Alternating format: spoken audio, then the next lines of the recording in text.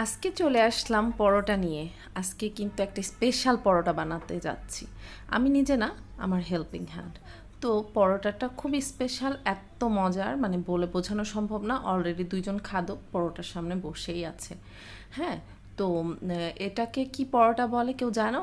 জানলে আমাকে কমেন্ট করে জানাইও। হ্যাঁ, যদিও আমি এটা বলে দিব এটা কি পরোটা, কিন্তু পরোটাটা খেতে এত টেস্ট যে বলে বোঝানো যাবে না। কিসের হোটেল টোটেল, কিসের কি। হ্যাঁ, হোটেলের পরোটাগুলো দেখা যায় যে ঠিকই আমরা দাম দিয়ে কিনি এই পরোটাগুলো, কিন্তু বাসায় এনে খাওয়ার আগেই দেখা যায় যে সেটা এত শক্ত হয়ে যায়, চাবিয়ে চাবিয়ে রবারের মতো লাগে। হ্যাঁ, বাট এটা না মুখে দিলেই মিলিয়ে যায়। হ্যাঁ, তো খুব খেতে মন চাচ্ছিল, তো বলে ফেললাম যে আজকে ঝটপট এই পরোটাটা বানাও। পরোটাটা খাবো কী দিয়ে জানেন? রং চা দিয়ে। আমার না রং চা দিয়ে পরোটা খেতে ভীষণ পছন্দের। তো ওই অনেকগুলো পরোটা বানিয়ে ফেলছে, এবং বানানোর পরে সেটাকে সুন্দর মতন ভেজে নিচ্ছে।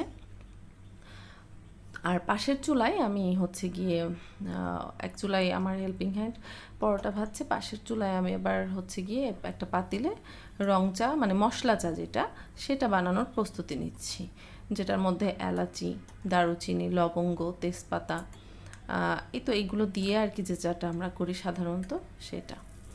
তো মাঝে মাঝে মনে হয় কি, যে কেন আমরা দোকানের থেকে কিনে খাই, বাসায় এত সুন্দর করে যদি বানানো যায়, হ্যাঁ, তাহলে পরে দোকানে কেন যাব।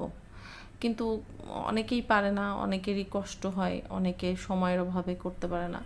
যাই হোক, আমি এই পরোটাটা বানানো আপনাদেরকে দেখাচ্ছি, এবং আমি নিজেও কিন্তু এটা শিখেছি। হ্যাঁ, কিভাবে করে। এখন যদি আমারে কেউ বলে তুমি কি পরোটা বানাইয়ে খাওয়াইতে পারবা, ট্রাই করব। হ্যাঁ, জানি না এত ভালো হবে কি না।